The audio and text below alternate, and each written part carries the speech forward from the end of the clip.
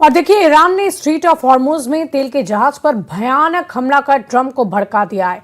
Iran ने यह ऐलान किया है कि बिना उसकी मंजूरी के कोई भी हॉर्मुज से गुजर नहीं सकता।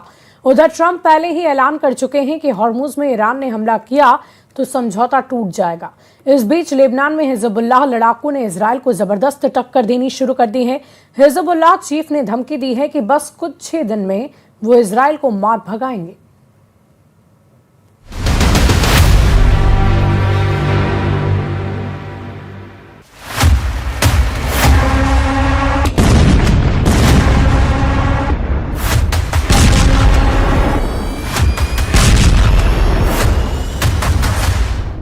फिर युद्ध भड़क गया है, फिर बम फटने लगे हैं, फिर तेल रूट चलने लगा है। इस बार हमले की पहल ईरान ने की है। इस बार सुप्रीम लीडर मुस्तफा ने ट्रंप को गुस्सा दिलाया है। हॉर्मुज में ईरान का भयानक हमला शुरू।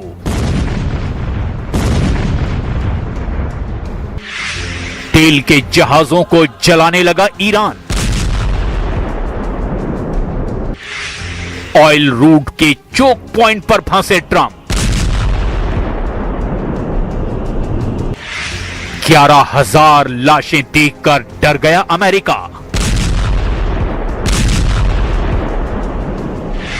हॉर्मुज में ईरान ने अपनी ताकत का एहसास करा दिया है।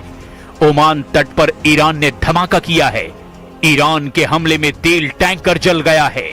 अमेरिका ने आरोप लगाया कि ईरान ने सिंगापुर के तेल के जहाज को उड़ा दिया। सिंगापुर मैरीटाइम अथॉरिटी ने कहा कि सिंगापुर में रजिस्टर्ड एक कंटेनर शिप पर हॉर्मुज में हमला हुआ है। एवर लवली नाम के इस जहाज को सिंगापुर के समय के अनुसार रात 10 बजे निशाना बनाया गया। बयान में यह भी कहा गया कि जहाज पर मौजूद सभी कीस क्रू मेंबर की जान बच गई है। इस्लामिक रिवोल्यूशनरी गार्ड ने हॉर्मुज में हमला करके ट्रंप के होश उड़ा दिए हैं, क्योंकि अमेरिका ने ऐलान किया था कि अब हॉर्मुज खुला है, ईरान हमला नहीं करेगा। लेकिन जब हॉर्मुज की जगह नए रास्ते से तेल सप्लाई की जानकारी ईरान को मिली, तब से सारे समीकरण ही बदल गए हैं। अमेरिका से डील के बाद हॉर्मुज पर कब्जा बरकरार रखने और टोल वसूली करने के लिए ईरान ने एक्शन ले लिया है। जिस हॉर्मुज स्ट्रीट को दुनिया तेल की लाइफलाइन कहती है, उसी हॉर्मुज को अब ईरान अपना नया एटीएम बनाना चाहता है। इसके लिए ईरान तुर्की मॉडल को अपनाने की तैयारी में जुट रहा है। द वॉल स्ट्रीट जर्नल की रिपोर्ट के मुताबिक जैसे तुर्की स्ट्रीट से गुजरने वाले जहाजों से तय नियमों के तहत टैक्स वसूली करता है, उसी तर्ज पर ईरान हॉर्मुज के लिए अब एक नया मैनेजमेंट सिस्टम चाहता है। ईरान चाहता है कि हॉर्मुज से गुजरने वाले जहाजों से सुरक्षा, नेविगेशन और पर्यावरण सेवाओं के नाम पर शुल्क लिया जाए। दावा है कि इससे ईरान को हर साल करीब 40 अरब डॉलर तक की कमाई हो सकती है। इस कमाई में ईरान की तरफ से खाड़ी के दूसरे देशों को भी हिस्सेदार बनाने का प्रस्ताव दिया गया है। हालांकि ईरान का तुर्की मॉडल टोल प्लान इतना आसान नहीं होने वाला है, क्योंकि अंतर्राष्ट्रीय समुद्री कानूनों के तहत हॉर्मुज जैसे अंतर्राष्ट्रीय समुद्री मार्ग पर एक तरफा टोल लगाना आसान नहीं है। और इतना ही नहीं, ट्रंप हॉर्मुज में टोल वसूली के सख्त खिलाफ हैं। Final Iran deal if it included any kind of fees on shipping. Yeah, no, it would be unacceptable to me because we have numerous straits, and if you did that for them, you'd have to do it for other people. You have other straits. I wouldn't allow it there either. Hormuz में 11,000 से ज्यादा seller अभी भी फंसे हुए हैं। सैकड़ों तेल के जहाज फंसे हुए हैं। इन सब का जिम्मा ट्रंप ने ले रखा है। लेकिन ईरान जिस स्टाइल में आगे बढ़ता दिखाई दे रहा है, उससे अमेरिका की मुश्किलें भी बढ़नी तय है। अमेरिकी एक्सपर्ट प्रोफेसर डेरेक जे ग्रॉसमैन ने ट्रंप को जमकर फटकार लगाई है। ग्रॉसमैन ने कहा है कि ईरान ने हॉर्मुज में जहाज पर इसीलिए हमला किया क्योंकि यह शिप ओमान के तट से होकर गुजर रहा था, ईरानी जल क्षेत्र से बच रहा था। इससे ये एक बार फिर से साबित हो गया कि ईरान हॉर्मुज को चोक पॉइंट मानता है। ट्रंप, धन्यवाद इस बेवकूफी भरे और खुद को हराने वाले युद्ध के लिए। अमेरिका को अब एक बार फिर से ईरान से जंग लड़नी पड़ सकती है। ईरान के साथ हिजबुल्लाह ने भी दुश्मनों को ललकारना शुरू कर दिया है। हिजबुल्लाह चीफ नईम कासिम ने ऐलान किया कि इजराइल अमेरिका को हराकर लड़ाका ग्रुप नए दौर में एंट्री कर रहा है। الإمام الخامنئي قدس سره رمزا وعلما ونورا وهداية وثورة وتعبئة مع القادة ومع الناس ومع المدنيين ومع التضحيات الكبيرة، وبهذا استطاعت أن تقف। हिजबुल्लाह लड़ाकों ने इजराइल डिफेंस फोर्स को जबरदस्त टक्कर देनी शुरू कर दी है। 25 जून की रात हिजबुल्लाह ने 4 इजरायली सैनिकों पर हमला करके उन्हें घायल कर दिया। घायलों में 2 ऑफिसर भी शामिल हैं। बेत याहून में हुए एनकाउंटर में लड़ाका ग्रुप इजराइल पर भारी पड़ा है। हालांकि हमले के बाद आईडीएफ ने तूफखाने और हवाई हमलों से हिजबुल्लाह के कई ठिकानों को तहस नहस कर दिया।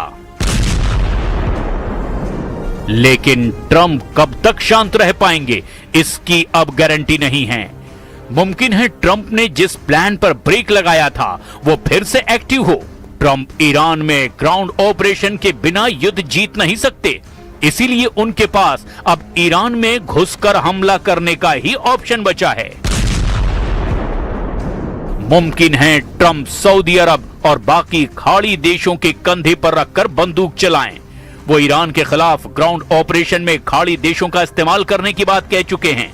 पहले से ही अमेरिकी सेना सऊदी अरब और बाकी खाड़ी देशों में मिलिट्री बेस का इस्तेमाल कर रही है, लेकिन ग्राउंड ऑपरेशन में जोखिम कम नहीं है। ईरान की फौज 6.5 लाख है। इसके अलावा पैरामिलिट्री फोर्स 2.5 लाख के बराबर है, जबकि ईरान में एक्टिव बसीज फोर्स 20 लाख तक हो सकती है। ईरान ने अब तक युद्ध में बता दिया कि वो नहीं बल्कि उसके दुश्मन इस जंग में झुकेंगे। यानी ईरान का इरादा बिल्कुल साफ है कि वो आखिरी दम तक लड़ेगा, चाहे दुश्मन अमेरिका और इजराइल हो या फिर सभी खाड़ी देश जो पहले से अमेरिका की मदद करते आ रहे हैं। वैसे ईरान के खिलाफ खाड़ी देश शामिल हुए तो क्या होगा? ये एफपीवी ड्रोन अटैक देखिए, कैसे एक क्वाडकॉप्टर एक अमेरिकी अड्डे पर अमेरिकी फौजियों को तलाश रहा है। बाद में जब उसे कुछ नहीं मिलता तो वो अमेरिका के एक ब्लैक हॉक हेलीकॉप्टर से जाकर टकरा जाता है। There is still the risk of escalation if Iran-linked proxy groups mobilize, and by that I mean Hezbollah in Lebanon, Iran-linked militia inside Iraq, and importantly, the Yemen-based Houthi movement that is threatened to attack shipping lanes in the Red Sea and has done so in the past. So we know they have some naval capability that could create disruption.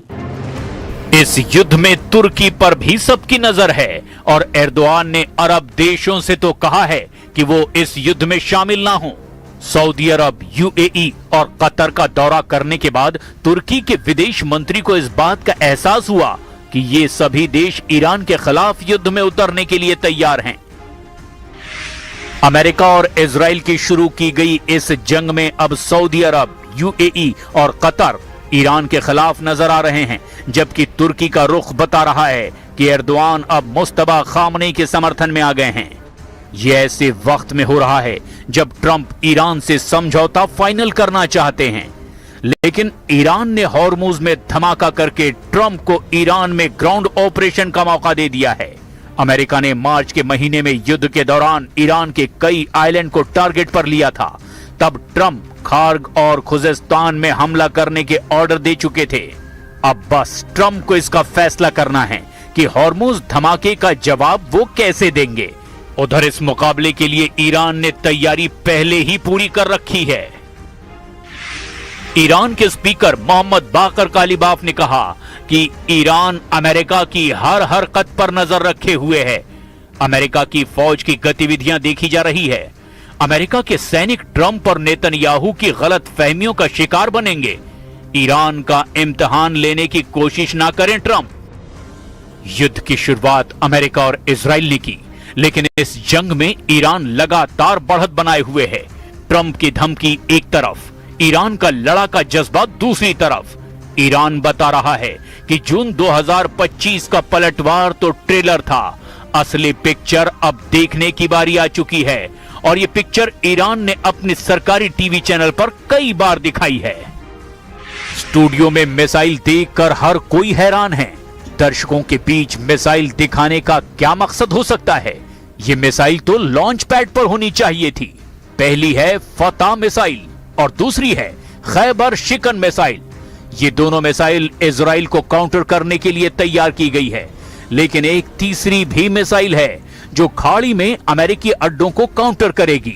Iran ने अपनी इन सभी बहुत ही खतरनाक मिसाइलों को साफ साफ दिखा दिया है, तो कुल मिलाकर हैं ये 3 मिसाइल।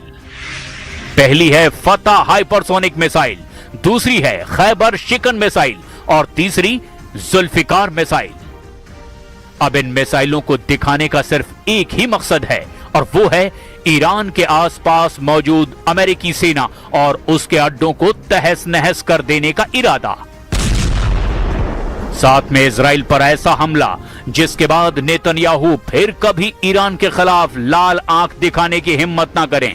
मुस्तबा और उनके कमांडरों ने सिर्फ इजराइल को डराने के लिए बहुत बड़ी तैयारी कर ली है और अपनी सबसे भयानक मिसाइलों का बंदोबस्त अमेरिकी फोर्स से जंग के लिए किया गया है।